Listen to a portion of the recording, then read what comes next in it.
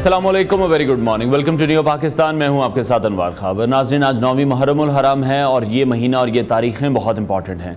इस माह की इब्तिदा से लेकर 9वीं और 10वीं मुहर्रम को वाक़या करबला पेश आया। वाक़या करबला सन 61 हिजरी को पेश आया, जिसमें हज़रत इमाम हुसैन रज़ी अल्लाह तआला अन्हु अपने साथियों और रिश्तेदारों समेत शहीद हुए। वाक़या करबला सिर्फ तारीख़ इस्लाम ही नहीं बल्कि तारीख़ आलम का नादिर और अजीब व गरीब वाक़या भी है, क्योंकि दुनिया में यही एक ऐसा वाक़या है जिससे आलम की तमाम चीज़ें मुतासिर हुई। आसमान मुतासिर हुआ, ज़मीन मुतासिर हुई, शम्स व कमर मुतासिर हुए। इस वाक़े ने ना सिर्फ आलम इस्लाम पर बल्कि दुनिया की तारीख़ पर गहरे असरात भी मुरतब किए। यह सिर्फ मज़लूमीन और जालिम की लड़ाई नहीं है बल्कि एक ऐसा फ़लसफ़ा है जिससे हक़ पर खड़े होने का दर्स मिलता है। इस्लामी तालीमात का बुनियादी मकसद बनी नौ इंसान को शख्सी ग़ुलामी से निकाल कर खुदा परस्ती, हुर्रियत फ़िक्र, इंसान दोस्ती, मसावात और क़ुव्वत मोहब्बत का दर्स देना था। खुलफ़ाए राशिदीन के दौर तक इस्लामी हुकूमत की यह हैसियत बरकरार रही। यजीद की हुकूमत चौंके उन उसूलों से हटकर शख्सी बादशाहत के तसव्वुर पर कायम की गई थी। लिहाजा जमहूर मुसलमान इस तब्दीली को इस्लामी निज़ाम शरीयत पर एक कारी ज़र्ब समझते थे। इसलिए इमाम हुसैन महज इन इस्लामी उसूलों और कदरों की बकाव बहाली के लिए मैदान में अमल में उतरे। इस हवाले से आगे चलकर मज़ीद भी बात करेंगे। अभी शामिल करते हैं टॉप स्टोरीज़। वज़न कम करना चाहते हैं तो इस डाइट प्लान पर अमल करें। पाकिस्तानी फाइटर्स एशियन चैंपियनशिप जीतने के लिए पुरअज़्म। डिप्रेशन खामोश कातिल, हर दूसरा शख्स इस बीमारी का शिकार। बड़ा खेल शुरू, हुकूमत का पीटीआई पर पाबंदी लगाने का ऐलान। वैसे तो माहिरीन भी आज तक इस बात का तसल्ली बख्श जवाब नहीं दे सके कि बाज़ इंसान मोटे क्यों होते हैं। इंसान के मोटे होने या उनके वज़न बढ़ने के हवाले से कई रिसर्चेस भी की जा चुकी हैं और हर बार इस हवाले से कोई ना कोई नया सबब ही सामने आया है। ज़्यादातर समझा और कहा यह जाता है कि वो इंसान ही मोटा होता है जो कि ज़्यादा खाने खाता है और इसके साथ साथ वो हर वक्त बैठे रहने को ही तरजीह देता है। बाज़ अफराद को ये भी कहा जाता है कि उनकी नौकरी इस तरह की है कि वो ज़्यादातर कुर्सी पर बैठे रहते हैं और गाड़ी में सफ़र करते हैं, या फिर वो एक्सरसाइज नहीं करते हैं, अपने काम की टेबल पर ही खाना खाते हैं, जिसकी वजह से उनका वज़न बढ़ जाता है। मोटापा बढ़ने की वजह से यकीनन दुनिया भर में कई तरह के मसाइल भी हुए हैं और तरक्की पजीर ममालिक समेत तरक्की याफ्ता ममालिक में लोगों के मरने का एक सबब मोटापा भी है। एक अंदाजे के मुताबिक इस वक्त दुनिया भर में 70% अफराद मोटापा या इजाफी वज़न का शिकार हैं, जबकि ऐसे अफराद मोटापा या फिर अपना वज़न कम करने के लिए जहाँ ज़्यादा वक्त भूख का शिकार रहने को तरजीह देते हैं, वहीं वो मुख्तलिफ एक्सरसाइजेज भी करते हैं। ज़्यादातर लोग फिर यही समझते हैं कि इंसान का जो तर्ज़ ज़िंदगी है, खाने पीने का शौक़ है, या हर वक्त बैठे रहने, सोते रहने और वर्जिश ना करने की वजह से वज़न बढ़ता है और वो मोटापे का शिकार रहता है। लेकिन ये भी देखा गया है कि दुनिया में कुछ ऐसे लोग भी मौजूद हैं जो हर तरह की ग़िज़ाएँ भी खाते हैं, ज़्यादा वक्त तक बैठे रहने समेत वो कोई एक्सरसाइजेज भी नहीं करते, लेकिन फिर भी वो मोटापे का शिकार नहीं होते। इसी तरह ये भी देखा गया है कि बाज़ अफराद अपनी ग़िज़ा को कम रखने समेत एक्सरसाइज भी करते हैं, लेकिन इसके बावजूद भी वो मोटापे का शिकार हो जाते हैं। तो फिर सवाल ये पैदा होता है कि ऐसा क्यों होता है और इंसान मोटा कैसे और किन चीज़ों की वजह से होता है। इसी तमाम सूरत हाल पर हम बात करेंगे। माहिर ग़िज़ाइयत डॉक्टर आयशा नासिर ने हमें ज्वाइन किया है। डॉक्टर साहिबा, बहुत शुक्रिया आपके वक्त के लिए। यही समझा जाता है कि वही लोग ज़्यादा मोटे होते हैं जो ज़्यादा खाते हैं, जैसे हमारे यहाँ बहुत से ऐसे देसी खाने हैं जिनसे दिन का आगाज़ किया जाता है, वो भी एक वजह समझी जाती है, या फिर वो लोग जो ज़्यादा आराम पसंद हैं, ज़्यादा बैठकर काम करने को तरजीह देते हैं, जिनका लाइफस्टाइल उस तरह से एक्टिव नहीं है जो होना चाहिए। देखिए, इसमें डिफरेंट फैक्टर्स आ जाते हैं। जैसे कि आपने जिक्र किया कि बहुत सारे लोग पूरा दिन खाते पीते भी रहते हैं, उनकी कोई फिजिकल एक्टिविटी भी नहीं होती, लेकिन वो मोटे नहीं होते। पहला फैक्टर आता है जेनेटिक ओबेसिटी का। जिन लोगों की फैमिली में ओबेसिटी है, आगे उनमें भी टेंडेंसी होती है वेट गेन करने की। जैसे बहुत सारे बच्चों को अगर हम देखें, ऑल्दो वो उतना नहीं खा रहे जितने उनके फ्रेंड्स खा रहे हैं, लेकिन उन बच्चों में फिर भी ओबेसिटी होती है। कहीं ना कहीं हमारी डाइट इसमें कंट्रीब्यूट कर रही होती है, इस बात में कोई शक नहीं है। लेकिन जेनेटिक ओबेसिटी जो है वो आपके जीन से हमें तोहफा मिलती है और इस पर हमें मेहनत ही करनी चाहिए।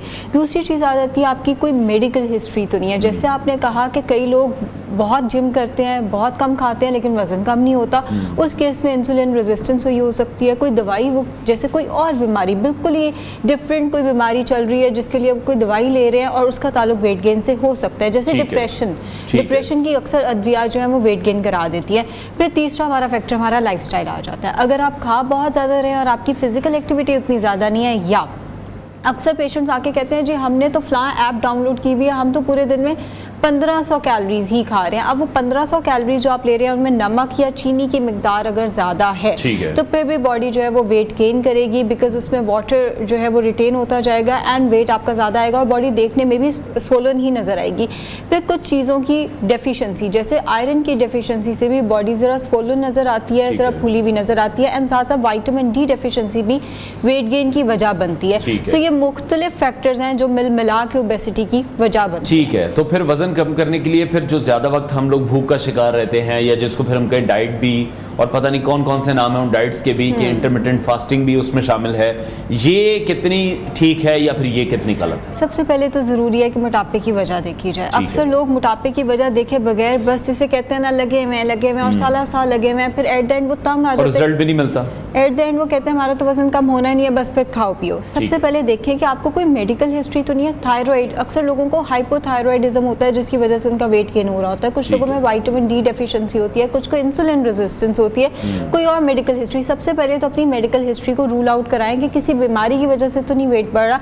दूसरे नंबर पर अगर जेनेटिक ओबेसिटी है तो आपको चाहिए कि बचपन से ही कहीं ना कहीं फिजिकल एक्टिविटी, आपकी डाइट बेशक उतनी कंट्रोल में ना हो लेकिन फिजिकल एक्टिविटी बच्चे की जो है वो ज़्यादा होनी चाहिए। तीसरी चीज़ कि फिर आपको डाइट अपनी कहीं ना कहीं मैनेज करनी है। मैं ये नहीं कह रही कि आपने फाको मरने लग जाना है, आप अपनी डाइट में कार्बोहाइड्रेट्स यानी अजनास जो है वो कम कर दें एंड प्रोटीन अपनी डाइट के अंदर बढ़ा दें।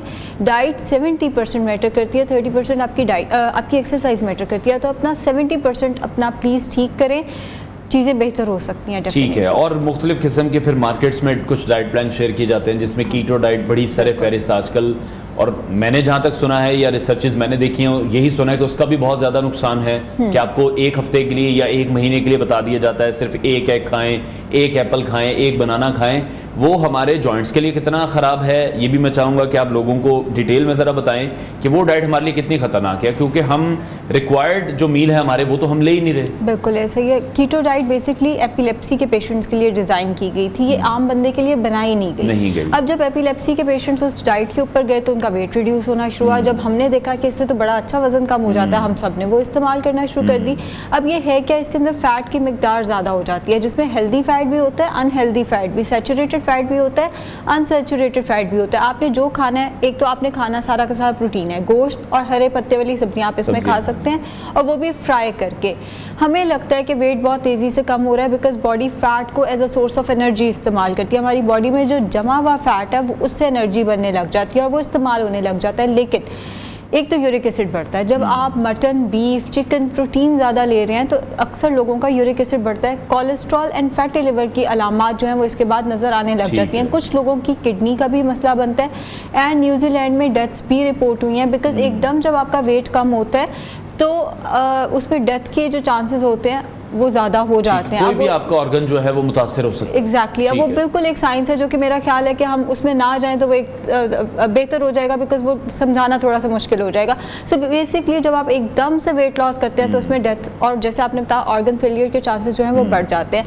अब कीटो डाइट को मैं पर्सनली एंडोर्स इसलिए नहीं करती, देखिए हम एशियंस हैं, हम जितनी मर्जी डाइट कर ले, मैं 2 साल कीटो डाइट के ऊपर रह लूँ, एट द एंड तो मैंने किसी पाकिस्तानी शादी पे ही जाना है ना, मैंने किसी पाकिस्तानी रिश्तेदार के घर ही जाना है। आप रोटी का एक नवाला भी लेते हैं तो आप कीटोसिस से बाहर निकल आते हैं। आप पूरी उम्र अल्लाह ताला की दी हुई नेमतों का फ़ायदा ही नहीं उठा सकते। आप कोई फ्रूट नहीं खा सकते सिवाय स्ट्रॉबेरीज के और एवाकाडो के। एवाकाडो पाकिस्तान में आसानी से मिलता नहीं है और स्ट्रॉबेरीज बहुत छोटे टाइम के लिए आती हैं, सीजन के टाइम के लिए आती हैं। एग्जैक्टली। एंड कोई वेजिटेबल, खीरा भी आप नहीं खा सकते, मूली गाजर भी आप नहीं खा सकते। कॉन्स्टिपेशन के मसले आते हैं, हेयर फॉल शुरू हो जाता है, स्किन खराब हो जाती है, डेफिशिएंसीज डिफरेंट तरह की। एंड मेरे पास मसला, मुझे जो ज़्यादा मसला कीटो डाइट से ये है कि जो पेशेंट कीटो डाइट करके आते हैं फिर जब वो हमारे पास आते हैं वेट ही नहीं कम होता, बॉडी रिस्पॉन्ड ही नहीं कर रही होती किसी भी चीज़ के ऊपर। तो एक इतने एक्सट्रीम पर बॉडी को ले जाते हैं, उस डाइट को ले जाते हैं कि फिर कोई चीज़ असर भी नहीं करती है। बहुत से लोगों से मैं मिला जिन्होंने मुझे बताया कि हम पर बड़ा इफेक्ट किया, लेकिन जब हमने वो छोड़ी उसके बाद हम पानी भी पीते थे तो फिर वो भी हमारा वेट बढ़ाता था। एग्जैक्टली। पिछले दिनों मेरे पास एक क्लाइंट आए हुए थे, बड़ी अजीब सी बात है, उन्होंने आते साथ ही कहा कि मैं तो कीटो में इतना एक्सपर्ट हो गया था, मैं बैठ के लोगों को डाइट प्लान दिया करता था और उसका चार्ज करता होता था, लेकिन मसला ये है कि अब समझ नहीं आ रही अब क्या करना है बिकॉज मैं तंग आ गया हूँ, एक जैसी डाइट तो की नहीं जाती। और दूसरा आप शादियों पे जाते हो, पहले मैं पता नहीं कौन सा मुल्क रहता था, मैं पाकिस्तान नया शिफ्ट हुआ, अब मुझे समझ नहीं आ रही मैंने इसको मैनेज कैसे करना है। भाई आपने चीज़ें सारी ख़राब कर दी पकड़ सके। अब आप हमसे एक्सपेक्ट कर रहे हैं कि वो रातों रात ठीक हो। जब आप कीटो से उतरते हैं, इस चीज़ के लिए मेंटली प्रिपेयर्ड रहें कि आपका 5 से 10 किलो तो विद इन अ वीक बढ़ना होता है, बिकॉज वो वाटर वेट जो बॉडी ने लूज किया होता है कीटो से, वो सारा बाउंस करता है। और उसके बाद वेट लॉस इंतहाई मुश्किल है, बॉडी कार्ब्स के साथ रिस्पॉन्ड ही नहीं कर रही होती। हाँ, उस केस में फिर हमें भी एटकिंस की तरफ, Atkins is high protein diet जिसमें फैट कम है लेकिन प्रोटीन, आहिस्ता आहिस्ता बॉडी को कार्ब्स इंट्रोड्यूस कराने पड़ते हैं। पहले एटकिंस पे डालना पड़ता है, फिर लो कार्ब डाइट पे। तो एक स्ट्रेटजी से लेके चलना पड़ता है। लेकिन जो पेशेंट पहले कम कर रहा होता है महीने का 10 किलो, जब आप उसका महीने का 1 किलो कम कराते हैं तो उसका मोराल बिल्कुल ही डाउन होता है, वो उस रिजल्ट को एक्सपेक्ट भी नहीं कर रहा होता।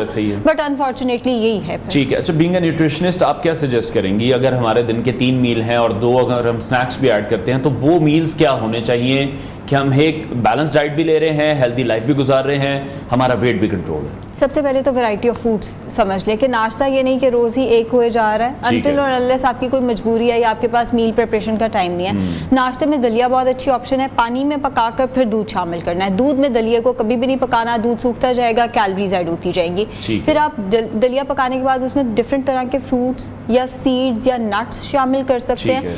चाय को कभी भी नाश्ते के साथ ना लें, 15 से 20 मिनट के बाद लें। अगर आपको ये नहीं लेना, आप छोटा सा पराठा ले सकते हैं। हाँ, excess of everything is bad. आप 50 से 60 ग्राम का पेड़ा लें, जौ और गंदम मिक्स कर लेंगे तो बेहतर हो जाएगा, वैरायटी ऑफ ग्रेन्स आ जाएंगे। उस पर 1 चाय का चम्मच देसी घी या ऑलिव ऑयल आपने पेड़े पे लगा के उसका छोटा सा पराठा बना लिया, साथ में अंडा या कम ऑयल में बना हुआ सालन ले लिया, थोड़ा सा दही ले लिया। ये भी नहीं लेना तो मिल्क शेक, आम आजकल आया हुआ है, हम सबको बहुत पसंद है, सबने वेट लॉस भी करना है, तो आम का शेक नाश्ते की जगह लेंगे तो वेट लॉस करा सकता है।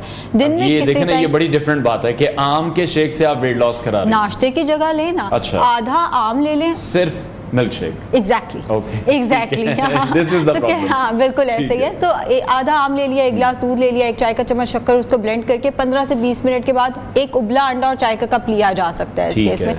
सो चाय में दूध कम से कम, अक्सर लोग चाय में दूध पत्तियां ही पीते हैं। मतलब देखिए, एक बच्चा जब पैदा होता है पूरा साल दूध पे जिंदा रहता है, दूध में इतनी कैलोरीज है, आप उसमें पत्ती मिला के पूरे दिन में 3 से 4 दफा इस्तेमाल नहीं कर सकते। चाय में दूध इतना, आप उसमें शक्कर डालें, हम लोग डर जाते हैं जी शक्कर तो मीठा हो गई चाय, इससे वेट गेन हो जाना है।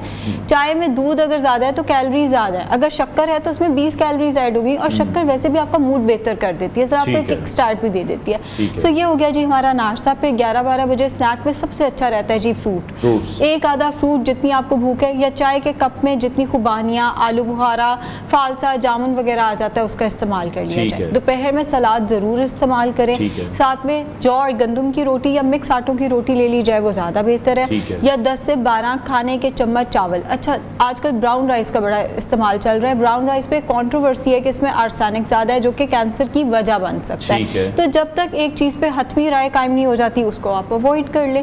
ब्राउन राइस की निस्बत वाइट राइस में कैलोरीज तो सेम है, सिर्फ फाइबर का डिफरेंस है। फाइबर आप वेजिटेबल ज़्यादा ऐड कर लें सैलेड की फॉर्म में, और साथ में सालन में निहारी, पाए, हर वो चीज़ जिसमें ऑयल बहुत ज़्यादा है या जिसमें हम खुद से आटा ऐड करते हैं उसको अवॉइड कर लें। थोड़ा सा दही ज़रूर लें, वो डाइजेशन में हेल्प करेगा लंच के साथ। शाम 5 से 6 बजे के दरमियान दूध का गिलास लिया जा सकता है। कोई भी जूस नहीं पिया जा सकता। जूस वेट लॉस नहीं कराता। जूस वेट, देखिए 1 या 2 फल बोले मैंने, जूसेस में कोई 5 से 6 फ्रूट्स की आप शुगर निचोड़ के पी जाते हैं तो बिल्कुल भी नहीं allowed. Fruit juices weight gain कराते हैं और हेल्दी भी नहीं होते।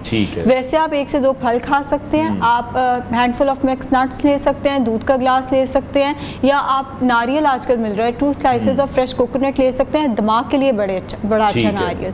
रात का खाना अगर आप रोटी कम कर देंगे तो बेहतर है। रात में जो रोटी हम खाते हैं वो हजम नहीं होती, हम जागते भी रहे रात 12-1 बजे तक तो भी बेड पे बैठे टीवी देख रहे हैं या सोफे पे बैठे चलता रहता है, बैठे ही हुए हैं, फिजिकल एक्टिविटी तो इतनी ज़्यादा नहीं है। तो आधी रोटी कर दें या उससे भी कम कर सकते हैं तो ग्रिल चिकन या फिश का इस्तेमाल कर लें।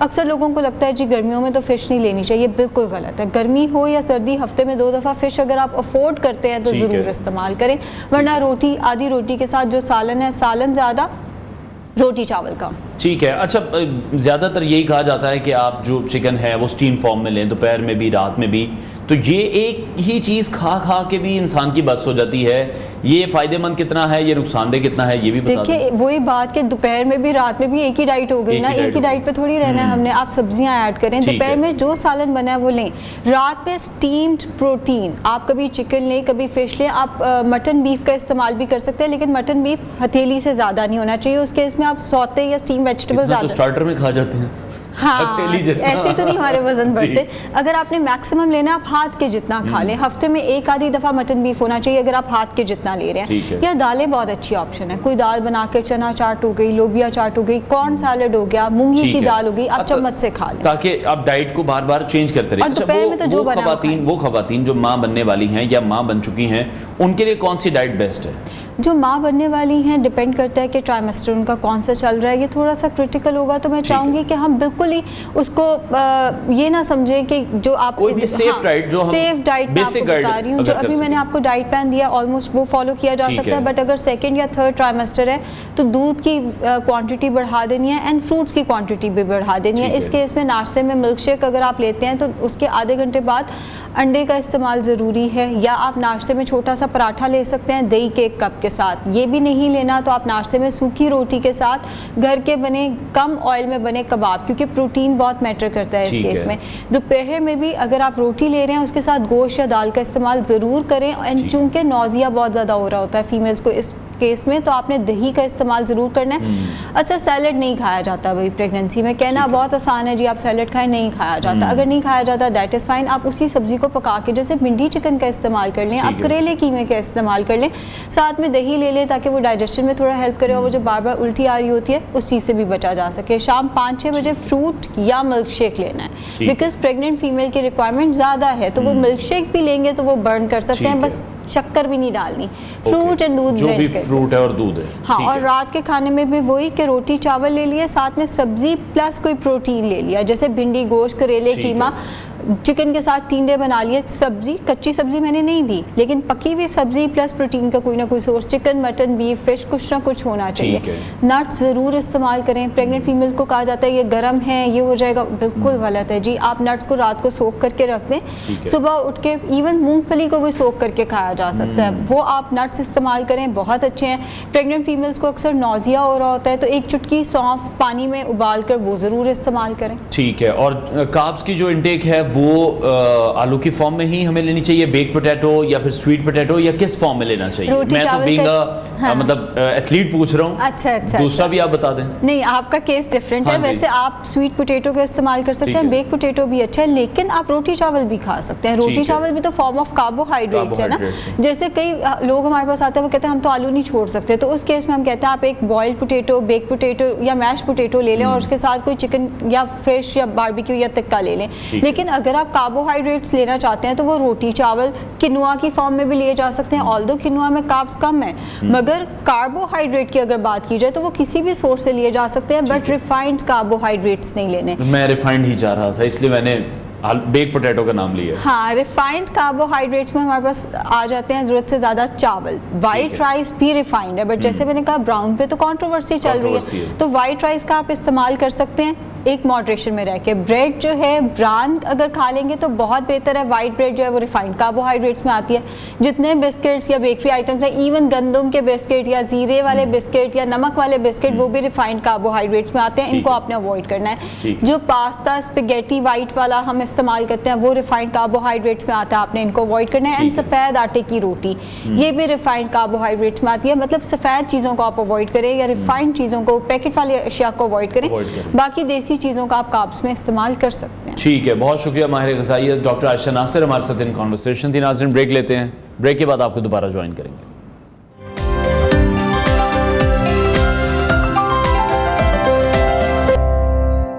Welcome back to new Pakistan. नाज़रीन, पाकिस्तान में टैलेंट की कमी नहीं है, और फिर चाहे वो बॉक्सिंग ही क्यों ना हो, क्योंकि क्रिकेट के तो आजकल हालात कुछ अच्छे नहीं चल रहे हैं। लेकिन हमारी कोशिश होती है कि हम अपने शो में आपकी मुलाकात पाकिस्तानी टैलेंट से करवाते रहें। आज हम आपकी मुलाकात ऐसे ही टैलेंट से करवाने जा रहे हैं जिनका ताल्लुक बॉक्सिंग से है। बॉक्सिंग को अमूमी तौर पर मर्दों का खेल समझा जाता है, लेकिन पाकिस्तानी ख़वातीन, ख़ास तौर पर नौजवान लड़कियां इस फील्ड की तरफ आ रही हैं, जो यकीनन एक खुशआइन बात है। कोई ढकी छुपी बात नहीं है कि पाकिस्तान में ऐसे बॉक्सर्स मौजूद हैं जो पूरी दुनिया में पाकिस्तान का नाम रोशन कर रहे हैं। उन्हीं में से हमारे साथ दो ऐसे बॉक्सर मौजूद हैं जिनकी मुलाकात हम आपसे कराने जा रहे हैं। आगा कलीम और राबिया ने हमें ज्वाइन किया है। सबसे पहले उनसे बात करते हैं। राबिया, सबसे पहले आपसे मैं जानना चाहूँगा कि 5 अगस्त से 9 अगस्त को होने वाली एशियन ताइवान चैंपियनशिप में शिरकत के लिए आप जा रही हैं, थोड़ा इस हवाले से हमें बताइएगा। बिल्कुल, हमारी जो चैंपियनशिप है उसमें मैं काफी मेहनत कर रही हूँ और मेरे साथ में टीचर मौजूद हैं जो कि मुझे मेहनत करवा रहे हैं। और मुझे इनकी मेहनत देख के और अपनी मेहनत देख के जिस तरह इन्होंने मुझे प्रैक्टिस करवाई है, मुझे सब पे पूरा भरोसा है कि मैं ये जो चैंपियनशिप आ रही है इसमें जाऊंगी और गोल्ड मेडल लेके आऊंगी पाकिस्तान के लिए और अपने पेरेंट्स का नाम रोशन करूंगी। मुझे इनकी इतनी सपोर्ट है। बाकी हमारे स्पॉन्सर हैं, जिस तरह पहली मरतबा इंटरनेशनल के लिए जा रही हूँ तो मेरे स्पॉन्सर है एहसन अहमद भाई, तो मुझे स्पॉन्सर कर रहे हैं। अब जब कोई फर्स्ट इंटरनेशनल के लिए जाता है तो उसके लिए स्पॉन्सर मिलना बहुत मुश्किल हो जाता है, तो उन्होंने मुझे सपोर्ट किया, उनका मैं दिल से थैंक्स करती हूँ। और उन्होंने जो मुझे सपोर्ट किए तो इंशाल्लाह मैं मेडल लेके आऊंगी और पाकिस्तान इंशाल्लाह हमारी भी बेस्ट विशेस हैं आपके साथ। ठीक है आगा कलीम, आप ये बताइएगा कि आप तो पहले भी हमारे शो में आ चुके हैं, आपसे बात भी हमारी हो चुकी है। चाय के ढाबे पर काम करते हुए ये बॉक्सिंग का शौक कैसे पैदा हुआ? तो क्या बचपन से ही लड़ने का कोई शौक था? नहीं, बिल्कुल। जब हम स्कूल लाइन में थे तो तब से जाहिर सी बात है कि लड़ना झगड़ना चलता रहता था। तो उसके बाद फिर हमने एक क्लब देखा जहाँ पर बच्चों को सिखाते रहे बॉक्सिंग के हवाले से। मैं वहाँ गया, मैंने वहाँ से पता किया कि सर ट्रेनिंग करनी है यहाँ पर दाखिला लेना। तो जाहिर सी बात आपके पास उस टाइम फीस नहीं थी मेरे पास, तो बाद में मुझे वहाँ रिहाइश मतलब वहाँ पर मुझे एडमिशन दिया अपने क्लब में। फिर वहाँ से पढ़ते अल्हम्दुलिल्लाह मैंने 10 time all Sindh, all Karachi, 2 time national championship, 5 time international championship और 2 टाइम वर्ल्ड चैंपियनशिप और 1 टाइम एशियन चैंपियनशिप अल्हम्दुलिल्लाह मेरे नाम किए। तो अभी अल्हम्दुलिल्लाह जो चैंपियनशिप आ रही है दोबारा 5 से 9 अल्हम्दुलिल्लाह उसकी तैयारी कर रहे, भरपूर लगे हैं। और इसके अलावा 3 इवेंट हो रहे हैं अगस्त में, जो 18 अगस्त को हो रहे हैं और इसके अलावा 28 अगस्त को हो रहे हैं। तो इंशाल्लाह ताला चैलेंज फाइट है, इसके लिए बिल्कुल रेडी हूँ, तैयार हूँ, तैयारी कर रहा हूँ और अल्हम्दुलिल्लाह फुली फिट है इसके लिए अल्हम्दुलिल्लाह। ठीक है। अच्छा राबिया, लड़कों को तो होता है जरा लड़ाई झगड़ों का शौक, आपको ये मार कुटाई का शौक कहाँ से पैदा हो गया? मार कुटाई का तो खैर इस तरह ये तो मार कुटाई का शौक नहीं है, लेकिन ये कि मुझे गेम का शौक है, गेम्स खेलने का। सो मैंने एक किक बॉक्सिंग गेम है वो ज्वाइन की क्योंकि एक नई गेम थी, सो मैंने सोचा चलो ट्राई कर लेते हैं। तो खैर स्टार्टिंग में जो था मैंने इतना फोकस नहीं किया, लेकिन मुझे लगा कि हाँ मैं इस गेम से आगे निकल सकती हूँ, मेरा फ्यूचर बन सकता है। तो इसलिए मैंने इस पे वर्कआउट किया, मेहनत की और मेरे टीचर्स हैं मुझे सिखाने वाले, ट्रेन करने वाले, उनकी मेहनत पे मैं आगे मुख्तलिफ चैंपियनशिप आई, मैंने वो जीती और अल्हम्दुलिल्लाह ये नेशनल चैंपियन हूँ। इसके साथ साथ काफी सारी गेम्स है मैंने जीती हैं, सिंध चैंपियन हूँ, कराची चैंपियन हूँ और अभी इंशाल्लाह इंटरनेशनल के लिए जा रही हूँ। तो ये मैं अपना फुल बेस्ट दूंगी, जितना हो सकता है उतना बेस्ट दूंगी क्योंकि इसके पीछे मेरी मेहनत है और मैं मेहनत कर रही हूँ। तो मेहनत का फल हमेशा मीठा होता है और जी बिल्कुल ऐसे ही है, बिल्कुल ऐसी है। तो राबिया फैमिली की तरफ से कितनी सपोर्ट है? फैमिली कितनी सपोर्टिव है? फैमिली मुझे फिलहाल बहुत सपोर्ट कर रही है, मेरे दादा को मुझे ज्यादा सपोर्ट करे। दादा की भी बात करना चाहूंगी। स्टार्टिंग में मुझे इतना सपोर्ट नहीं था, ना मेरे पापा की तरफ से था ना मेरी मदर की तरफ से था, लेकिन दादाबू ने मुझे बहुत सपोर्ट किया और फिर उनकी सपोर्ट की वजह से मैं आगे गई, काफी सारी चैंपियनशिप जीती, फर्स्ट फाइट जीती। फिर मुझे मेरे फादर ने भी काफी सपोर्ट करना स्टार्ट कर दिया, फिर मेरी मदर ने भी, और ये सब अपनी फैमिली वाले सब सपोर्ट कर रहे हैं। वरना स्टार्टिंग में तो कोई सपोर्ट नहीं थी, ये कह रहे थे कि भाई ये कर ले, उसके लिए बॉक्सिंग किक बॉक्सिंग मतलब बाहर जाना ये मुनासिब नहीं है, पहले तो ये कह रहे थे। लेकिन अब ये कि माशाल्लाह अल्हम्दुलिल्लाह सब सपोर्ट कर रहे हैं और आप सबकी सपोर्ट की वजह से जो है वो मैं इस लेवल पे पहुंची हूँ और इंशाल्लाह आगे भी रहूंगी, खेलूंगी और पाकिस्तान का नाम रोशन करूंगी इंशाल्लाह। इंशाल्लाह। कलीम आप बताइएगा आगे के क्या प्लान्स हैं, क्या रूटीन है, आगे के टारगेट्स आपने क्या सेट किए हैं? टारगेट अल्हम्दुलिल्लाह बहुत सेट किए मैं, जब इंशाल्लाह जाएंगे पाकिस्तान का परचम अल्हम्दुलिल्लाह रहेंगे। इससे पहले अल्हम्दुलिल्लाह जितनी बार मैं बाहर गया हूँ, थाईलैंड गया हूँ, कजाकिस्तान गया हूँ, अफगानिस्तान गया हूँ, ईरान गया हूँ, अल्हम्दुलिल्लाह मैंने पाकिस्तान के परचम को अल्हम्दुलिल्लाह हमेशा ऊंचा रखा है। तो मतलब मेन चीज होती है आपको सपोर्ट मिलना। जब आपको प्रॉपर सपोर्ट मिल जाती है गवर्नमेंट की तरफ से या कोई ऐसी एनजीओज हो या कोई कंपनीज हो, अब जैसे मेरी कंपनी एवन इंटरसल है और माइको है और अब अल्हम्दुलिल्लाह इनसे मेरा कॉन्ट्रैक्ट हो चुका है, तो अब ये मुझे टेंशन नहीं है मतलब फाइट्स की। जब मेरी फाइट आएगी तो इंशाल्लाह मैं फाइट के रेडी हूँ। और नेक्स्ट मंथ में जो है ना मेरे 4-5 इवेंट सारे, इसमें 2 वर्ल्ड चैंपियनशिप है और 2 एशियन चैंपियनशिप है। तो जहां तक मतलब बात रहती है वर्ल्ड चैंपियनशिप की, पाकिस्तान को अल्हम्दुलिल्लाह as a Pakistani first in Muay Thai championship अल्हम्दुलिल्लाह सेकंड टाइम मैंने जो है ना मुay थाई चैंपियनशिप विन की, वर्ल्ड चैंपियनशिप जहां पर पूरी वर्ल्ड की टीमें आती है। और इसके अलावा भी जो थर्ड टाइम में इंशाल्लाह बनने जा रहा हूँ, ये हिस्ट्री क्रिएट होगी इंशाल्लाह ताला। ये हिस्ट्री में शायद पहली मर्तबा देखा जाए कि इंशाल्लाह कलीमा है, उन्होंने 3rd टाइम अल्हम्दुलिल्लाह वर्ल्ड चैंपियनशिप इंशाल्लाह विन किए। और उसके लिए भरपूर मेहनत कर रहा हूँ। इंजरीज बहुत सारी मुझे भी फिलहाल इंजरीज हुई, इसका सामना मुझे करना पड़ रहा है। ये की हिम्मत नहीं आनी चाहिए, क्योंकि जब आपके बॉक्स आपका बैक सपोर्ट हो लाइक एवन एंड ट्रिसल लाइक माइको, तो आपको फिर टेंशन करने की जरूरत नहीं होती। आप सिर्फ ट्रेनिंग करते हो और अपना जो आपकी रूटीन होती है तो फोकस करते हो। इंशाल्लाह ताला जो चैंपियनशिप आ रही है वो इंशाल्लाह कर ही आएंगे इंशाल्लाह ताला। जैसे मैंने पहले कहा था, मैं हर इंटरव्यू में ये बात करता हूँ कि आप सपोर्ट करें, मेडल लाना हमारा काम है। तो इस तरह भी आगे लगी हुई ट्रेनिंग करी, हार्ड वर्क करी, मैं इंशाल्लाह मैं आपसे इसकी बातें करता हूँ, ये जाएगी तो इंशाल्लाह मेडल जरूर लेके आएगी। क्या है, हमें से थोड़ी पुश चाहिए। अब फॉर एग्जांपल उन्होंने कहा कि मतलब फर्स्ट टाइम आपको सपोर्ट मिलना बड़ा मुश्किल होता है। जब फर्स्ट टाइम मैं खुद जा रहा था तो उस टाइम मतलब बहुत मुश्किल था मेरे लिए। मैंने लोगों से अपील की, मैं मीडिया पे आया, सोशल मीडिया पे आया, लोगों से मैंने बड़ी अपील की, मतलब मैं रह गया था फर्स्ट टाइम। तो अब ये कि अल्हम्दुलिल्लाह एहसन भाई जो है हमारे साथ बड़े कोऑपरेट कर रहे हैं, उन्होंने अल्हम्दुलिल्लाह सपोर्ट किया, स्पॉन्सर किया, तो ये भी जारी है इंशाल्लाह ताला। बड़ी उम्मीद है कि इंशाल्लाह एक बार फिर पाकिस्तान का नाम रोशन करेंगे इंशाल्लाह ताला। ठीक है, अच्छा सवाल मेरा आप दोनों से ये मैं चाहूंगा, राबिया पहले इसका जवाब दे दें। राबिया, हुकूमत की तरफ से कितनी सपोर्ट मिलती है आप लोगों को? हुकूमत की तरफ से तो हम लोगों को इतनी सपोर्ट नहीं मिल रही। हमारे जो स्पॉन्सर हैं एस अहमद भाई है, बाकी जो इनकी कॉन्ट्रैक्ट किए हुए, तो उनकी तरफ से सपोर्ट मिली। हुकूमत ने हमें इतना सपोर्ट नहीं किया। ठीक है, और कलीम आप बताइएगा, आप भी काफी अरसे से इस स्पोर्ट में हैं। जी, अगर इस बात यहाँ पे कहूँ तो अल्हम्दुलिल्लाह अब तक मैंने जो है ना 8 टाइम इंटरनेशनल फाइट से खेल चुकी है माशाल्लाह से। अभी तक एक मर्तबा भी जो है ना सपोर्ट नहीं मिली गवर्नमेंट की तरफ से।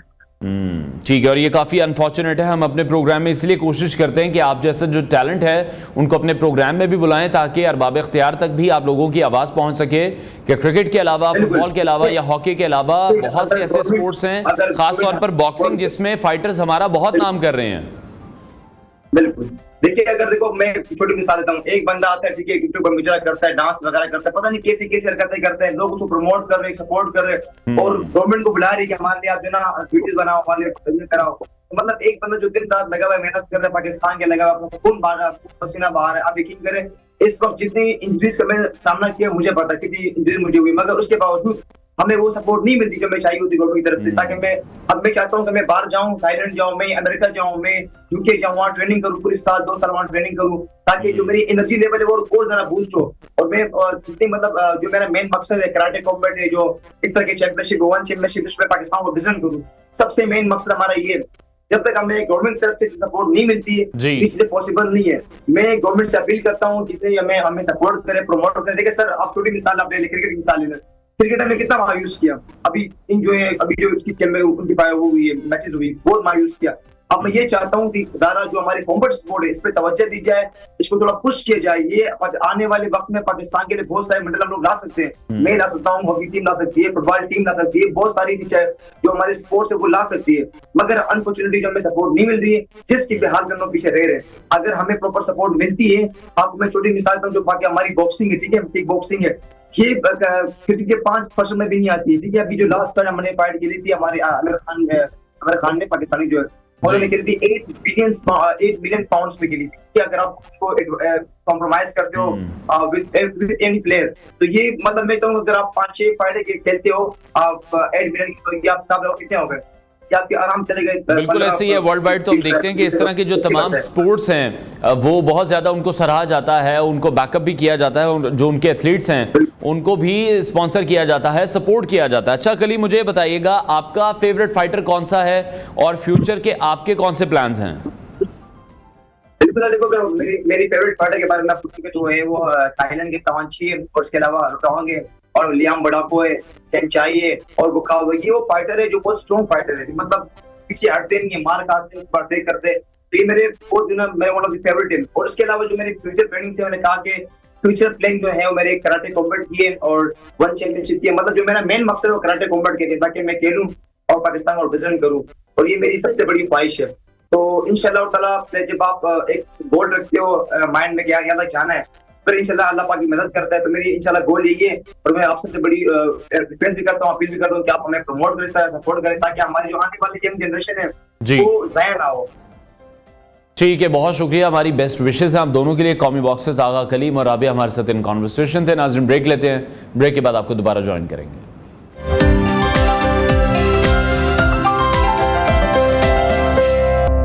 Welcome back to new Pakistan. नाजरीन, कुछ हैरत अंगेज मनाजिर हम आपके साथ शेयर करने जा रहे हैं जो कि माउंट एवरेस्ट के मनाजिर हैं, और ऐसे मनाजिर पहली बार कैमरे में रिकॉर्ड किए गए हैं जो कि हम आपको अपनी न्यू की स्क्रीन पर भी इस वक्त दिखा रहे हैं।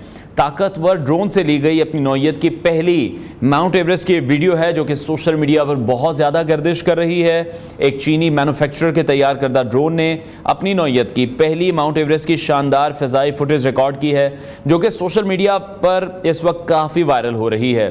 माउंट एवरेस्ट की फ़िज़ाई फुटेज रिकॉर्ड करना ड्रोन बनाने वाली कंपनी की मुतासिरकुन सलाहियतों का भी मुजाहरा करती दिखाई दे रही है। 4 मिनट की वीडियो है जो कि 5300 मीटर की बुलंदी पर वाक़े मशहूर मुश्तरका कोशिश है जो कि बेस कैंप से शुरू की गई थी और फिर वहां से ड्रोन 6000 मीटर की बुलंदी पर पहली कैंप साइट तक वीडियो रिकॉर्ड करता है, जिसमें हम आइस फॉल के मनाजिर देख रहे हैं। आसपास के जो ग्लेशियर्स के दिलकश नज़ारे हैं वो भी हमें दिखाई दे रहे हैं। इसके साथ साथ इस फुटेज में कोपैमाओं को पहाड़ से ऊपर या फिर नीचे का रास्ता बनाते हुए भी दिखाया गया है, जिसके बाद आखिर में कैमरा माउंट एवरेस्ट की चोटी को अपनी पूरी शान शौकत के साथ जाहिर कर रहा है। इसमें आपको मजीद ये भी बताते चलें कि दुनिया की बुलंद तरीन चोटी माउंट एवरेस्ट को पहली मरतबा सर करने में जो कामयाबी थी वो 71 साल पहले हासिल की गई थी, जब न्यूजीलैंड के कोपैमा एडमंड हिलरी और नेपाली टेंजिंग नोर्गे शर्पा ने 1953 में इस पर कदम रखा था। और फिर गुज़श्ता कुछ अरसे से हम देख रहे हैं कि 8849 मीटर बुलंद चोटी को सर करने वालों की तादाद में भी इजाफा होता चला जा रहा है, जिससे पहाड़ों पर रश और उसके बाइस आलूदगी का खदशा भी बढ़ गया है। तो उम्मीद हम यही कर रहे हैं कि जिस तरह से इस वीडियो में हम इस खूबसूरती को देख रहे हैं माउंट एवरेस्ट की, ये जो पहाड़ खूबसूरती का मुजाहरा कर रहे हैं, मुस्तकबिल में भी ये इसी तरह से ही दिलकश नज़र आते रहें जिस तरह से इस वीडियो में पहली बार इन मनाजिर को कैप्चर किया गया है। जिस तरह से हमने देखा कि बहुत से ऐसे कोपैमा भी हमें दिखाई दिए हैं यहाँ पर जो कि पहाड़ से ऊपर जा रहे हैं, पहाड़ के ऊपर की तरफ जा रहे हैं या फिर नीचे का रास्ता बनाते हुए दिखाई दे रहे हैं। तो बड़े ही हैरानकुन ये मनाजिर हैं जो कि पहली बार कैमरे की आंख ने कैप्चर किए हैं, जो इस वक्त हम आपके साथ शेयर भी कर रहे हैं। भर में मुहर्रमुल हराम अकीदत और एहतराम से मनाया जा रहा है। 9वीं मुहर्रम की मुनासबत से बरामद होने वाले जुलूसों की सिक्योरिटी के इंतजाम भी मुकम्मल कर लिए गए हैं, जबकि बड़े शहरों में मोबाइल फ़ोन सर्विस मुअत्तल रखने का फैसला किया गया है। 9वीं मुहर्रमुल हराम के मौके पर लाहौर, कराची और इस्लामाबाद समेत बलूचिस्तान और खैबर पख्तूनख्वा में डबल सवारी पर पाबंदी आयद होगी। जुलूस के रास्तों पर मोबाइल सिग्नल भी डाउन रहेंगे। बड़े शहरों में निगरानी के लिए कंट्रोल रूम कायम कर दिए गए हैं। लाहौर में 9वीं मुहर्रम का मरकजी जुलूस पांडू स्ट्रीट इस्लामपुरा से बरामद होगा। कराची में 9वीं मुहर्रमुल हराम का मरकजी जुलूस निश्तर पार्क से बरामद होगा। कोयटा और पेशावर में रिवायती जुलूस अपने मुकर्रर रास्तों को ही इख्तियार करेंगे। अभी हम मुल्क के मुख्तलिफ शहरों में मौजूद अपने नुमाइंदों से भी इस हवाले से मजीद बात करेंगे। सबसे पहले कराची का रुख करेंगे। हमाद यूसुफ वहाँ पर मौजूद हैं। हमाद बताएगा कराची में इस वक्त आप क्या मनाज़िर देख रहे हैं? मुहर्रमुल हराम के जुलूस की तैयारियां जो हैं वो इस वक्त जारी हैं। मैं इस वक्त जुलूस के दाखिली रास्ते पर मौजूद हूं, जहां पे अज़ादारों की आमद भी जो है वो शुरू हो गई है और दाखिली रास्ते पर सिक्योरिटी के भी इंतहाई सख्त इंतजाम हैं। आने वाले अज़ादारों को, गाड़ियों को जो है वो बाकायदा तौर पर चेक किया जा रहा है और जो पास की हामिल गाड़ियाँ हैं उन्हें ही यहाँ से जो है वो उनमें दाखिला दिया जा रहा है। जुलूस जो है वो अपने मुकर्रर रास्तों से होता हुआ निश्तर पार्क से शुरू होगा और मुकर्रर रास्तों से होता हुआ हुसैनिया इनारा ईरानिया इमाम बारगाह जाकर इख्तिताम पजीर होगा। जुलूस के रास्तों को जो है वो कंटेनर लगाकर मुकम्मल तौर पर सील किया गया है। जुलूस के अतराफ़ की गलियां, सड़कें तमाम को जो है वो कंटेनर लगाकर सील किया गया, जबकि जुलूस के रास्ते में जो होटल्स हैं, बड़े बड़े बुलंद वाला इमारतें हैं, उनको भी जो है मुकम्मल तौर पर सील किया गया, जबकि बुलंद वाला इमारतों पर जो है शार्प शूटर को भी तैनात किया गया और फ़िज़ाई निगरानी भी की जाएगी। जुलूस के रास्तों को CCTV कैमरों से भी जो है निगरानी की जाएगी, जबकि 5000 से ज़ायद सिक्योरिटी एहलकार जो है वो जुलूस पर तैनात होंगे। जुलूस से पहले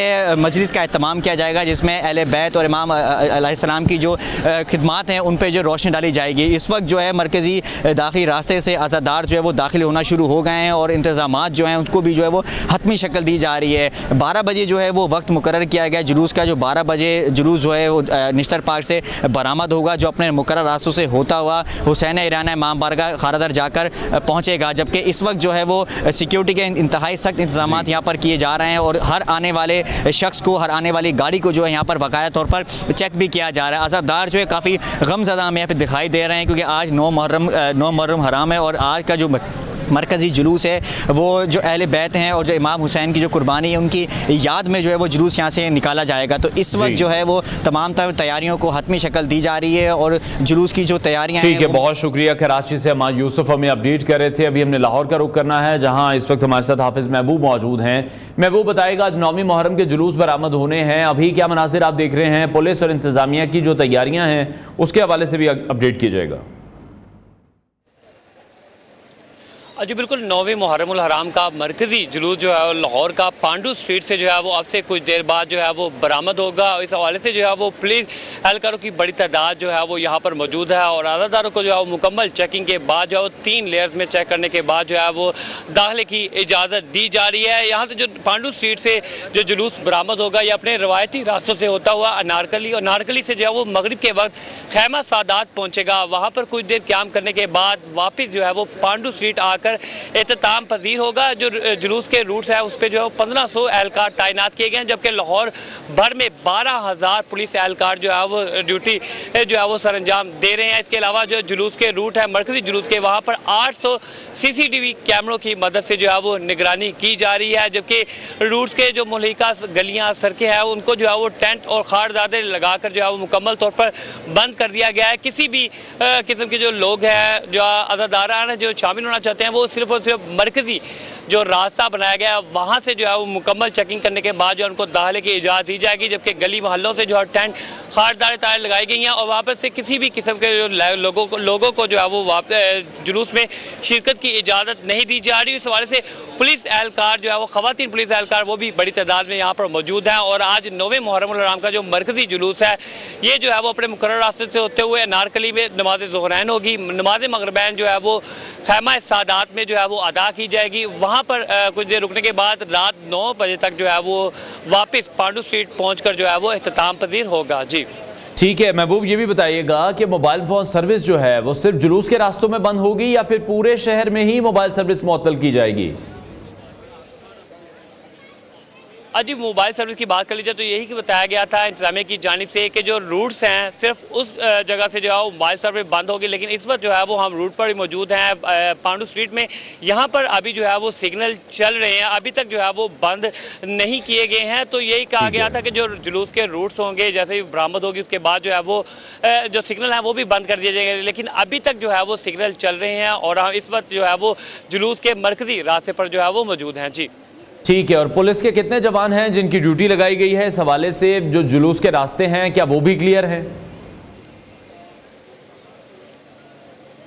जी बिल्कुल, पुलिस एहलकारों की बात की जाए तो लाहौर भर में 12,000 पुलिस एहलकार जो है वो ड्यूटी सर अंजाम दे रहे हैं, जबकि लाहौर के जो मरकजी जुलूस है पांडू स्ट्रीट की बात कर ली जाए तो 1500 एहलकार जो है वो जुलूस के रास्तों पर तैनात किए गए हैं, क्योंकि इसके अलावा भी जो है लाहौर भर में जो है वो मुहर्रमुल हराम के जो है वो जुलूस बरामद होने हैं। तो इस हवाले से मरकजी जुलूस में जो है 1500 है और पूरे लाहौर में जो है वो 12,000 पुलिस एहलकार जो है वो अपनी ड्यूटी के फ़राइज़ सर अंजाम दे रहे हैं, जबकि इसके अलावा 800 CCTV कैमरे जो है वो भी नस्ब किए गए हैं जो मरकजी जुलूस है वहाँ पर, ताकि इसकी जो है निगरानी की जाए। DC ऑफिस में जो है वो मीटिंग की जा रही है और इस हवाले से जो है वो वहाँ पर भी लोग और अफसरान जो है वो वहाँ पर मौजूद है जो कि निगरानी की जा रही है, जबकि जुलूस के रास्तों पे जो है वो 3 जो मरकजी जो रास्ता है वहाँ पर जो है वो 3 लेयर लगाए गए हैं, जहाँ पर खवातीन और जो मर्द है आज़ादारान उनको मुकम्मल चेकिंग के बाद जो है वो जुलूस में दाखिले की इजाज़त दी जा रही है। जी ठीक है महबूब, ये भी बताइएगा, हर साल की तरह ही हम देखते हैं कि लाहौर समेत जितने ही बड़े शहर हैं वहाँ पर निगरानी के लिए कंट्रोल रूम भी कायम किए जाते हैं, जहाँ पर सिक्योरिटी के हवाले से तमाम जो चेक इन बैलेंस है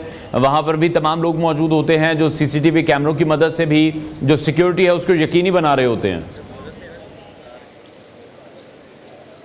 जी बिल्कुल, इस बार भी जो है वो 9वें मुहर्रमुल हराम की निगरानी के लिए जो है वो कंट्रोल रूम कायम किया गया है DC ऑफिस में। वहाँ पर जो है वो आला अफसरान जो है वो भी इसकी निगरानी कर रहे हैं और इस हवाले से जो है वो बाकी जो वज़रा है वो भी आकर जो है वो कंट्रोल रूम से बाकायदा तौर पर आज इसको देखेंगे कि सिक्योरिटी के किस तरह के इंतजाम किए गए हैं।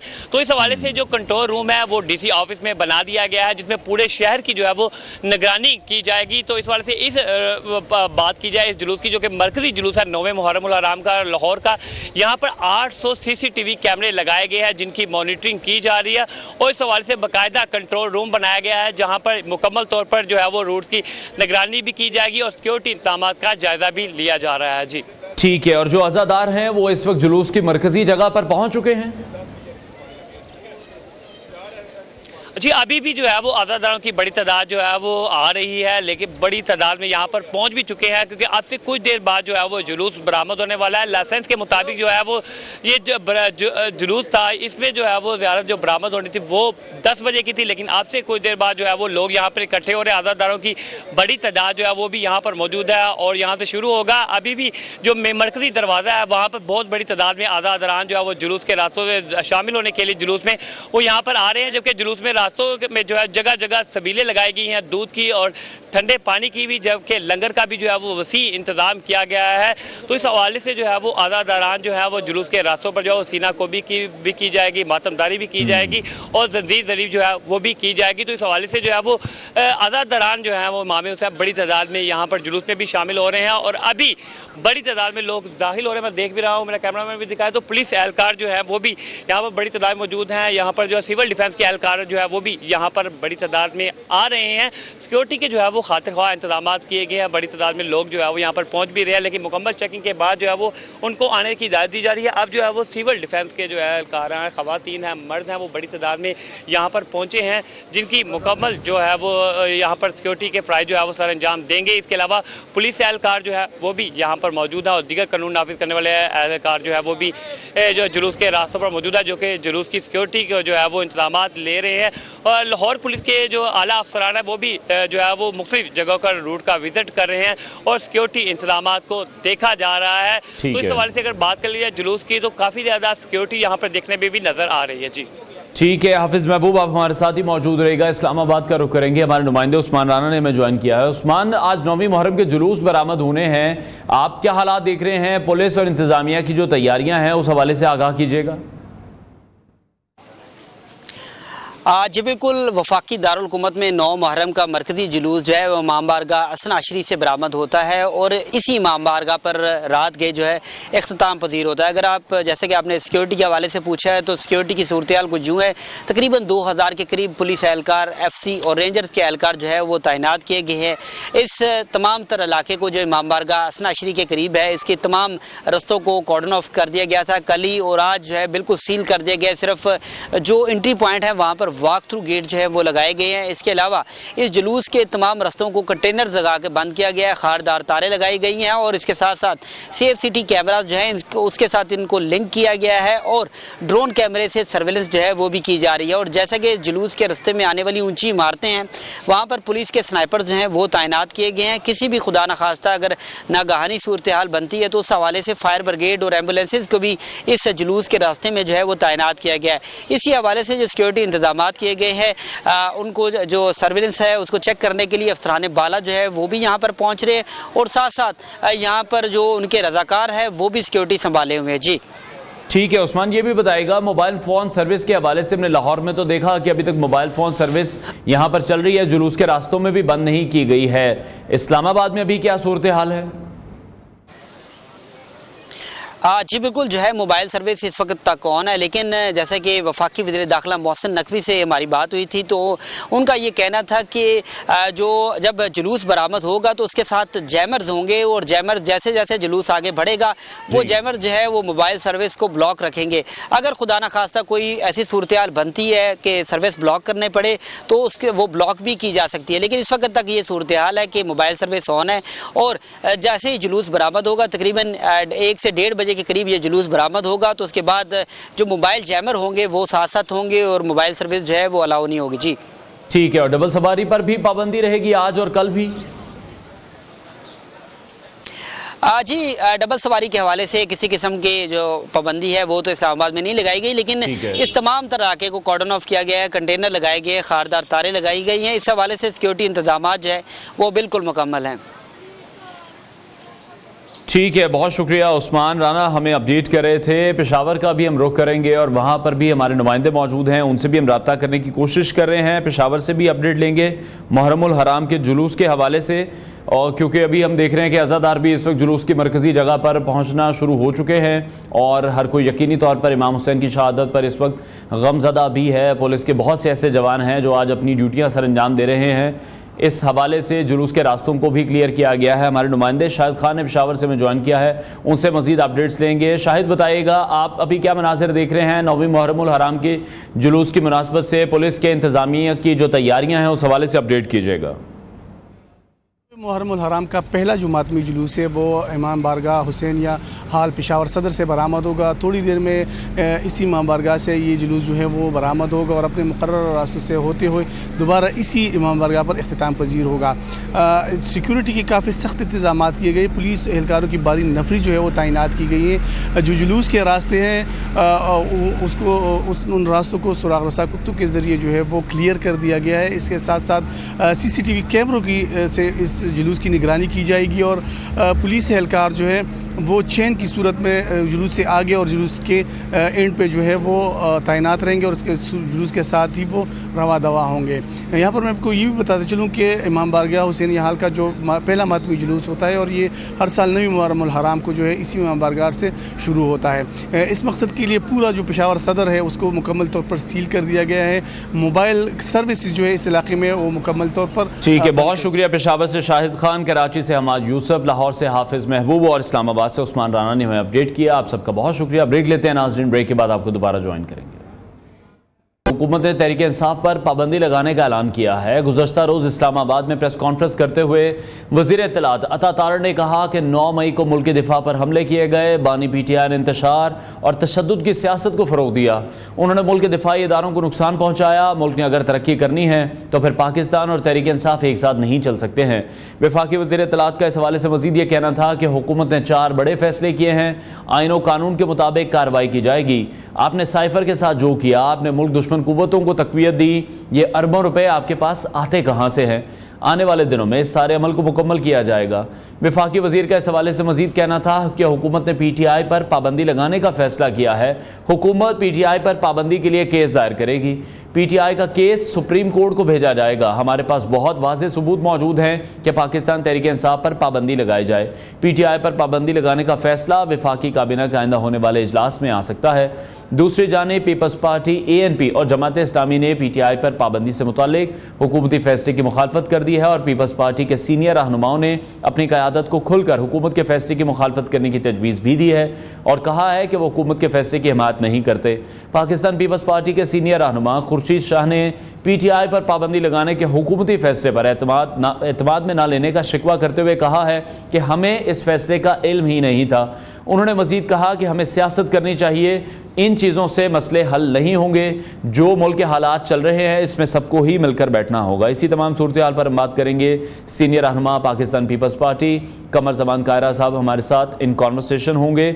उनसे भी हम जानने की कोशिश करेंगे कि पाकिस्तान पीपल्स पार्टी का मौक़िफ़ क्या है, क्योंकि खुर्शीद शाह साहब की स्टेटमेंट इस वक्त सामने आ चुकी है कि इस मसले पर हुकूमत ने पाकिस्तान पीपल्स पार्टी को ऑन बोर्ड नहीं लिया, एतमाद में नहीं लिया गया और यही शिकवा वो करते दिखाई दे रहे हैं। जबकि पाकिस्तान पीपल्स पार्टी के बहुत से ऐसे सीनियर रहनुमा हैं जिन्होंने अपनी क़यादत को खोलकर हुकूमत के इस फैसले की मुखालफत करने की तजवीज़ भी दी है। जब से हुकूमत की तरफ से कल ये ऐलान किया गया है उसके बाद हम देख रहे हैं कि सोशल मीडिया पर भी और मीडिया पर भी, जिस तरह से मेन स्ट्रीम मीडिया पर भी हुकूमत पर काफ़ी तनकीद की जा रही है और बहुत से ऐसे सीनियर तजियाकार हैं, सियासतदान हैं जो हुकूमत के इस फैसले की मुखालफत करते हुए दिखाई दे रहे हैं। बल्कि मैथ्यू मिलर जो कि अमेरिका के स्टेट डिपार्टमेंट के हेड हैं, उनकी जानिब से भी स्टेटमेंट सामने आई है और उन्होंने भी इस फैसले की मुखालफत की है। हुकूमत अब क्या करने जा रही है? 9 मई के हवाले से मुल्क की दिफा पर जब हमला किया गया था, इस वाक़े को भी अरसा गुजर चुका है, तब इस पर फैसला क्यों नहीं लिया गया? पाकिस्तान पीपल्स पार्टी के सीनियर रहनुमा कमर ज़मान कायरा साहब ने मैं ज्वाइन किया, उनसे इस हवाले से मजीद बात करेंगे। कायरा साहब, बहुत शुक्रिया आपके वक्त के लिए। खुर्शीद शाह साहब की स्टेटमेंट भी है कि पाबंदी लगाने का जो हुकूमती फैसला है उस पर पीपल्स पार्टी को ऑन बोर्ड नहीं लिया गया। ये शिकवा भी उन्होंने किया है कि हमें तो इस फैसले का इल्म भी नहीं है। आप इसको कन्फर्म करेंगे कि ये बिल्कुल ऐसे ही है, पाकिस्तान पीपल्स पार्टी पर इससे कोई बात नहीं की गई और पाकिस्तान पीपल्स पार्टी का अपना मौक़िफ़ क्या है इस मामले पर? मेरे अगर दीगर कोलीग्स ने कहा है तो ये पार्लिमानी पार्टी का एक फैसला होता है। पार्टी के अंदर इसके ऊपर कोई डिस्कशन हुई नहीं और मेरी जाती तौर पे लीडरशिप से बात नहीं हुई। लेकिन मैं इसलिए पार्टी का मौक़िफ़ नहीं दे सकता। हमारे जो पार्टी के जो स्पोक्स पर्सन्स हैं वही बेहतर पोजीशन में होंगे कि वो लीडरशिप का विजन जो है, वो पार्टी की अमूमी राय जो है वो अब तक पहुंचा सके। लेकिन जनरली मैं अपनी राय आपको दे सकता हूं जी कि इस अमल से पाकिस्तान के अंदर जो सियासी फिजा है उसमें एक और ज्यादा तलखी बढ़ेगी। और ये अमल हुकूमत कोई इस तरह तो नहीं कर रही, यकीनन ये subject to review of the court है और कोर्ट में रेफरेंस के तौर पे जाएगा, अदालत इसको देखेगी और उसके बाद फैसला होगा। जिस तरह हम इसको ले रहे हैं कि हुकूमत को बड़ा कोर्सिव मेजर कर रही है, हुकूमत की एक राय है, वो राय अच्छी हो सकती है, वो राय कमजोर हो सकती है, लेकिन अल्टीमेटली उस राय ने आपके टच टोन पे भी आना है, यानी मीडिया में भी डिबेट हो के कौमी राय बननी है और उसके ऊपर अदालती राय आनी है, फाइनल राय अदालती राय आनी है। तो इस पे कोई परेशानी वाला लम्हा नहीं। हाँ, इससे जरूर सियासी तौर पे तलखी बढ़ेगी, ये बात अपनी जगह है। लेकिन बाज़ औक़ात आप मजबूरी के तहत कुछ फैसले लेते हैं।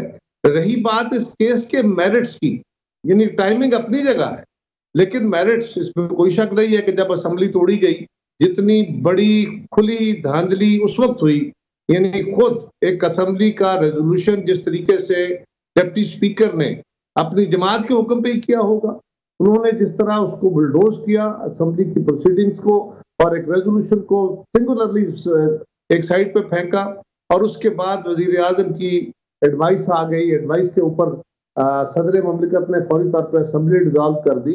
एक पूरे मुल्क में एक हिजान पैदा हो गया और उसको अपहोल्ड किया आला अदालतों ने कि ये आइन तोड़ा गया है। तो उसके ऊपर एक राय, टाइमिंग के ऊपर अलग बात है कि यही प्रोसीडिंग उस वक्त होनी चाहिए थी या इसको टॉलरेट करना चाहिए था। इसके ऊपर अपनी अपनी राय हो सकती है, मीडिया की अपनी, मीडिया के दोस्तों की अपनी राय हो सकती है, सियासी जमातों की अपनी राय। मेरी राय यह है कि इस अमल से इस्तेहकाम की तरफ नहीं चीजें जाएंगी, लेकिन हमारे दोस्तों को रिएक्शन में, अगर गवर्नमेंट की तरफ रिएक्शन नहीं होना चाहिए तो पीटीआई को भी पहले सोचना चाहिए।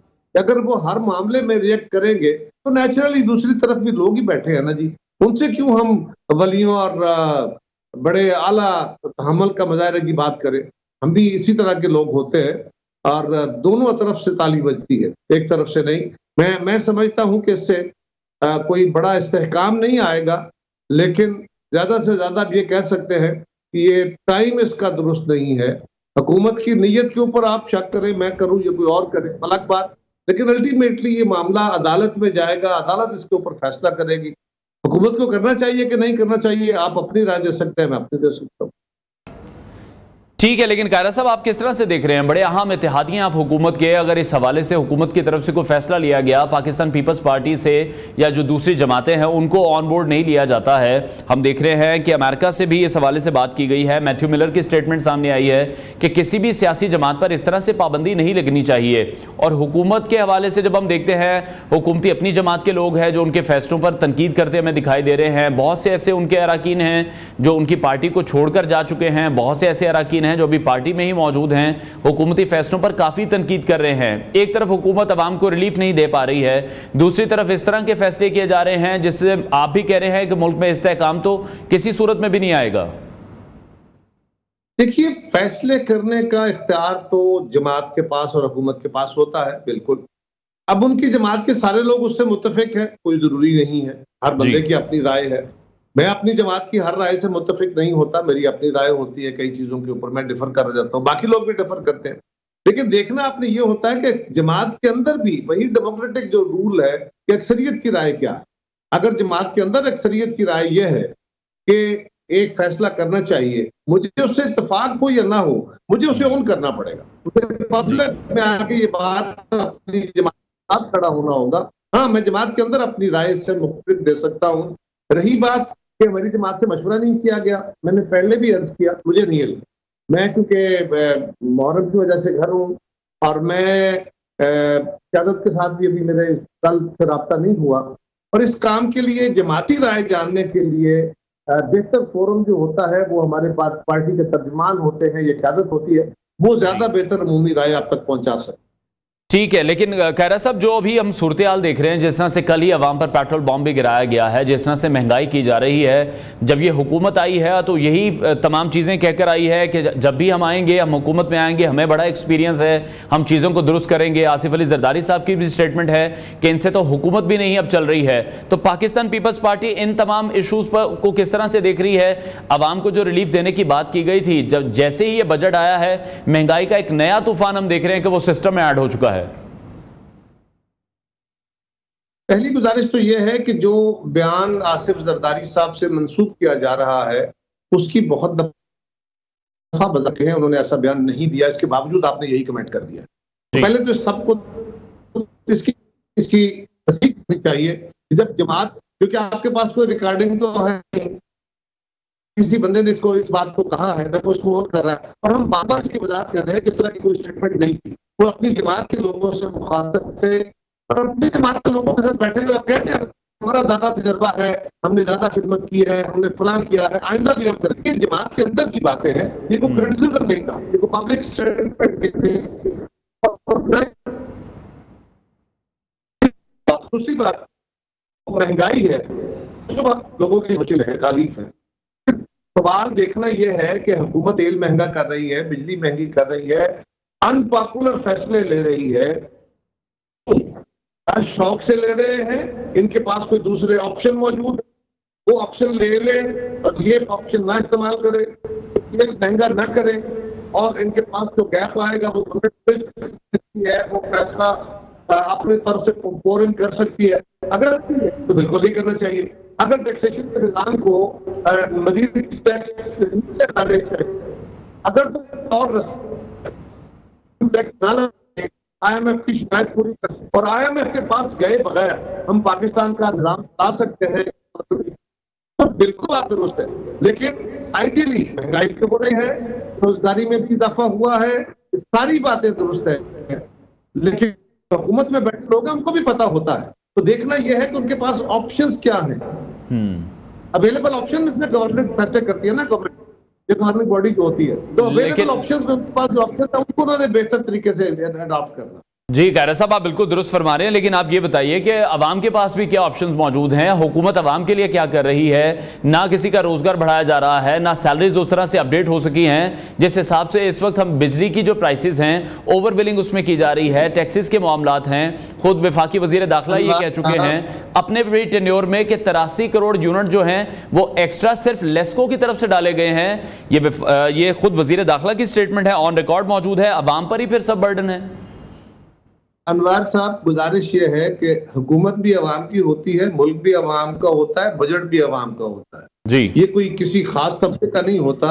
ये तासर देना कि हुकूमत किसी और की है और पाकिस्तान के अवाम के लिए नहीं सोच रही, इसका मतलब तो ये हुआ कि ये तो चंद लोगों के लिए सोच रही है। तो ये बड़ा तासर, बड़ा अजीब है, ऐसे मायूसियां फैलती हैं, ये हकायक के मुनाफी बातें हैं। बात ये है मेरे भाई कि अगर पहले मैंने अर्ज किया कि हुकूमत के पास अगर गुंजाइश है तो बिल्कुल हुकूमत को ऐसे फैसले नहीं लेने चाहिए, मैं भी आपके साथ खड़ा हो जाता हूं।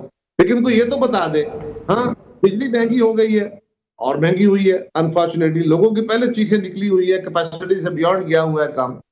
अब सवाल ये है कि ये फैसले करके हुकूमत क्या करना चाहती है? क्या इकोनॉमिक स्टेबिलिटी की तरफ चीजें जा रही हैं? क्या आपकी स्टॉक मार्केट और आपकी ग्रोथ कंपैरेटिवली बेहतर हुई है? क्या आपके बैलेंसेस बेहतर हुए हैं? क्या आलमी और मुल्की इदारों का हुकूमत के ऊपर एक ट्रस्ट बना है? तनख्वाहदार तबके की तनख्वाहों में 25% इजाफा किया है। ये कह देना बड़ा आसान है, मैं भी कह देता हूं, आप भी कह दीजिए कि 25 नहीं 50% तनख्वाहें बढ़ानी चाहिए। अब वो जो 25 से 50 का सफर है पूरे मुल्क के अंदर तनख्वाहें बढ़ाने का, वो आपके कौमी बजट के अंदर या आपकी तफसीलात जो है उसके अंदर इतनी स्पेस है आपके पास कि आप ये बढ़ा सके? तो मुतालबा करना मैं भी करता हूँ। मैं कहता हूं किसानों के साथ बड़ा जुल्म हुआ है, उनकी कदम उठानी चाहिए थी, बिल्कुल उठानी चाहिए थी। मैं कहता हूं कि मुल्क में रोजगार के जराए, तो क्या कोई क्विक फिक्स हो सकता है? फिर ये एक और बात कही जाती है कि गवर्नमेंट अपना रेवेन्यू खुद कलेक्ट क्यों नहीं इनहांस क्यों नहीं करती, अपने रेवेन्यू कलेक्शन को बेहतर क्यों नहीं करती, ये बिजली की जो चोरी है इसको फौरी तौर पर नहीं रोकती। ये दो बातें बड़ी अहम है। देखिए, रेवेन्यू कलेक्शन को बेहतर करना है तो जो मशीनरी इस वक्त काम कर रही है उसकी जितनी एफिशिएंसी है उसी से काम लेना है ना। इनको निकाल के नए लोग तो भर्ती नहीं कर लेने, और जो नए लाएंगे वो कौन से मुल्क से लाएंगे? तो इसी मशीनरी से आपने ग्रेजुअली इंप्रूवमेंट करके सिस्टम में इंट्रोड्यूस करके उसमें टाइम लगेगा। इसी तरह अगर आपने बिजली की चोरी रोकनी है, अब जरा गौर करें, आपके मुल्क में वो इलाके जहां बिजली की ज्यादा चोरी होती है, मेजॉरिटी में वो इलाके हैं जहां पे पुलिस की अमल दरामद भी बहुत कम है, जहां पे हमारी अफवाज या हमारी नेशनल सिक्योरिटी फोर्सेज जो है वो बख्तरबंद गाड़ियों में बैठ के जाते हैं, वहां ऑपरेशन हो रहे हैं। अब इंटीरियर सिंध के अंदर कच्चे में वहां ऑपरेशन हो रहे हैं और वहां पे हमारी पुलिस और रेंजर्स जा रही है। तो अपने बापडा के मुलाजमीन की कैपेसिटी तो देखिए जी, और फिर उसमें वो लोग भी शामिल हैं, महकमे के लोग भी शामिल हैं। तो ये सारा कुछ एक दिन हुक्मरान से नहीं हो सकेगा, नहीं होना है। हाँ, अगर गवर्नमेंट कुछ स्टेप्स ले रही है अपने अखराजात कम करने के लिए, अपनी तय्युशात कम करने के लिए, हुकूमत के नुकसानात कम करने के लिए, तो फिर गवर्नमेंट को स्पेस देनी चाहिए। क्योंकि अगर हम चाहें कि एक स्विच है जिसको ऑन ऑफ करना है और चोरी रुक जाएगी, एक स्विच है जिसको ऑन ऑफ करना है और हमारा रेवेन्यू बढ़ जाएगा, तो ऐसा तो कायनात में कहीं नहीं है। ठीक है, बहुत शुक्रिया। पाकिस्तान पीपल्स पार्टी के सीनियर रहनुमा कमर जमान कायरा साहब हमारे साथ इन कॉन्वर्सेशन से। माहिर मईशत डॉक्टर शाहिद हसन सिद्दीकी ने भी ज्वाइन किया है, उनसे भी इस हवाले से मजीद बात करेंगे। डॉक्टर साहब बहुत शुक्रिया आपके वक्त के लिए। कल हमने देखा कि जिस तरह से पेट्रोल की प्राइसेस बढ़ाई गई हैं, तमाम पेट्रोलियम मसनूआत की प्राइसेस बढ़ी हैं, बिजली की कीमत भी आए रोज़ हम देखते हैं बढ़ती जा रही हैं, गैस की प्राइसेस को भी बढ़ाने की बात हुकूमत बार बार कर रही है। अभी भी यही कहा जा रहा है कि इन तमाम प्राइसेस में भी इजाफा किया जाएगा जिस IMF के प्लान में हम गए हैं। तो आपको सूरत हाल फिर किस तरफ जाती दिखाई दे रही है कि दोबारा से जो रुपए की कदर है वो भी कम हो रही है, डॉलर की प्राइस भी हमें बढ़ती दिखाई दे रही है?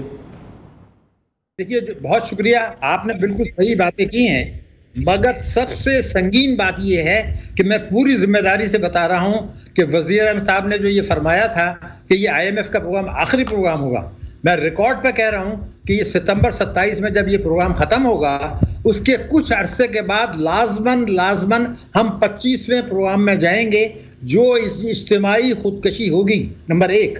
नंबर 2, ये जो मुद्दत है IMF के मौजूदा प्रोग्राम की, हम ये देखेंगे कि इसी मौजूदा माली साल में रुपए की कदर गिरेगी, तिजारती खसारा बढ़ेगा, जारी हिसाबात का खसारा बढ़ेगा, महंगाई की शरह ऊंची रहेगी, गुर्बत और बेरोजगारी रहेगी और अवाम की तकालीफ बढ़ने के साथ पाकिस्तान की मईशत और पाकिस्तान की सलामती के लिए ख़तरात बढ़ेंगे। बुनियादी बात यह है कि जब आपने बजट बनाया है, इस वफाक ने, सूबों ने, इसमें बुनियाद रख दी गई है कि अगले साल के लिए जो है अगला IMF प्रोग्राम में हम जाएं 3-4 साल के बाद। एक और आज मैं बात रिकॉर्ड पे बताना चाहता हूं, मुझे अब ये खदशा है कि हम अपने बैरूनी कर्जों के कुछ हिस्सों की रीशेड्यूलिंग के लिए दोबारा दरख्वास्त दायर करेंगे। ये परेशान कुन बात है। और कुछ अर्से के बाद जो मुल्की कर्जे हैं उनको आपने रीप्रोफाइल कराना पड़ेगा, जो बहुत खौफनाक है, रूह काम जाती है। हम चाह क्या रहे हैं, बहुत ही संगीन सूरत हाल है। तो मैं ये पूछना चाहता हूं कि वज़ीर आज़म साहब ने जो फार्मूला बताया कि जी 24,000 अरब रुपया एक साल में FBR ने कम वसूल किया, तो इस साल जो है वो 24,000 के बजाय 15,000 कम वसूल किया उन्होंने। तो इस साल का जो बजट है उसमें भी 15,000 अरब रुपए की शॉर्टफॉल है। और जो 2027 का प्रोजेक्शन वजीर खजाना ने दिया है उसमें भी 13% का टारगेट रखा गया है टैक्स GDP का, हालांकि माजी में 14 से ऊपर था। तो 30 साल के बाद तो आप नीचे जा रहे हैं, GST बढ़ा दिया। तो जब तक वफाक और सूबे हर किस्म की आमदनी पर टैक्स नहीं लगाते, मईशत को दस्तावेजी नहीं बनाते, इनकम टैक्स ऑर्डिनेंस 111(4) को मनसूख नहीं करते, प्रोटेक्शन ऑफ इकोनॉमिक एक्ट 1992 के सेक्शन 5 को तब्दील नहीं करते, NFC अवार्ड नया नहीं लाते, जिन लोगों ने एमनेस्टी 2018 और 19 में दी थी उनके खिलाफ एक्शन नहीं लेते, NAB को, NAB को बंद नहीं करते, मैं आपको बहुत ही हैवी हार्ट्स के साथ बता रहा हूं, पाकिस्तान के लिए बेइंतहा खतरात हैं, मईशत के लिए, सलामती के लिए, अवाम के लिए। इन पर संजीदगी से काम करने की जरूरत है।